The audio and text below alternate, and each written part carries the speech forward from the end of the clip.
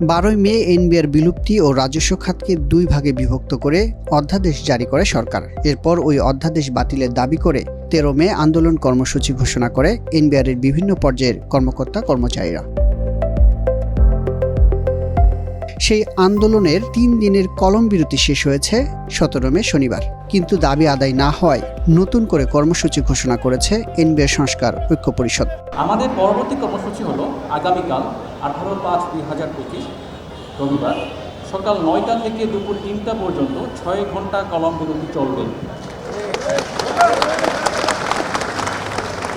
পূর্বের মতোই আন্তর্জাতিক যাত্রী সেবা, রপ্তানি কার্যক্রম এবং জাতীয় বাজেট প্রণয়ন কার্যক্রম এই কর্মসূচির আওতামুক্ত থাকবে। আগামীকালের প্রেস ব্রিফিং দুপুর 12টায় অনুষ্ঠিত হবে। উক্ত ব্রিফিংয়ে পরবর্তী কর্মসূচি ঘোষণা করা হবে।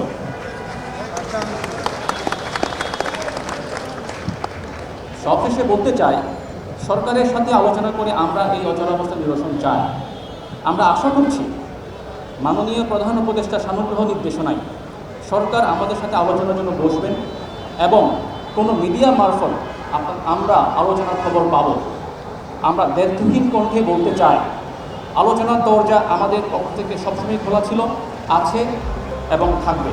এই কর্মসূচি ঘোষণার সময় গত বৃহস্পতিবার এনবিআরে বহিরাগতদের প্রবেশের প্রতিবাদ জানায় আন্দোলনরত এনবিআর কর্মকর্তা কর্মচারীরা। এ সময় বাংলাদেশ বিসিএস ট্যাক্সেশন অ্যাসোসিয়েশনের কার্যক্রমও বৈধ নয় বলেও জানান তারা। আমাদের এই আন্দোলন বরাবরই একটি নিয়মতান্ত্রিক আন্দোলন।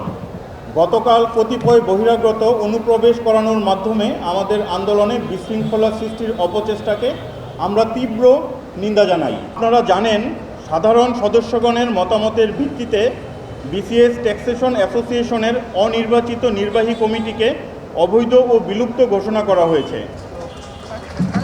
অপরদিকে কাস্টমস অ্যান্ড ভ্যাট অ্যাসোসিয়েশনের নির্বাহী কমিটির প্রায় সকল সদস্য পদত্যাগ করায় এটিও অকার্যকর হয়ে পড়েছে। সুতরাং এই দুই অ্যাসোসিয়েশনের এখন আর এই দুই ক্যাডার সার্ভিসের কর্মকর্তাগণের প্রতিনিধিত্ব করে না। এমত অবস্থায় বিলুপ্ত ও অকার্যকর এই দুই কমিটির নামে যে কোনো বক্তৃতা, বিবৃতি ব্যক্তিগত বলে গণ্য হবে। প্রজ্ঞাপনের কোন অংশ নিয়ে আপত্তি তা সংবাদ সম্মেলনকারীদের কাছে জানতে চাইলেও স্পষ্ট করে কিছু বলেননি আন্দোলনকারীরা। তবে ওই প্রজ্ঞাপন বাতিল করতে সরকারের উচ্চ মহলের সাথে আলোচনা করার ইচ্ছা প্রকাশ করে এনবিআর সংস্কার ঐক্য পরিষদ। কোন জায়গায় আপনাদের আসলে আপত্তির জায়গায় যেখানে আপনাদের অসুবিধা হবে একটু যদি ক্লিয়ার করে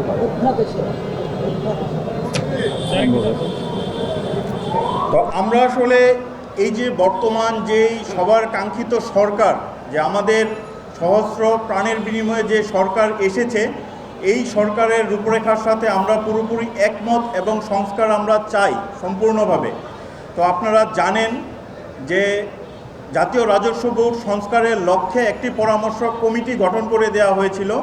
যে পরামর্শ কমিটির যেই রিপোর্ট, সংস্কার রিপোর্ট, সেটি আসলে জনসমক্ষে প্রকাশ করা হয়নি এবং ওই কমিটির 2 জন সম্মানিত সদস্য আপনাদের প্রিন্ট এবং ইলেকট্রনিক মিডিয়ায় বারবার বলেছেন যে তাদের যেই মতামতের প্রতিফলন সেটিও অধ্যাদেশে বাস্তবায়ন হয়নি।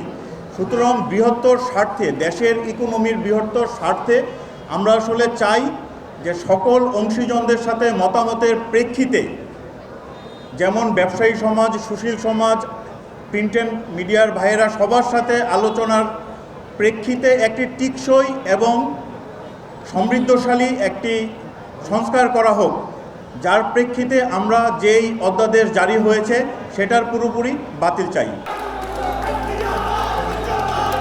এর আগে দুপুরের পর এনবিআর ভবনে আসেন ঢাকার বিভিন্ন অঞ্চলে কর্মরত কর ও কাস্টমস কর্মকর্তা কর্মচারীরা। এ সময় এনবিআর প্রাঙ্গণে বিভিন্ন ধরনের স্লোগান দেন তারা।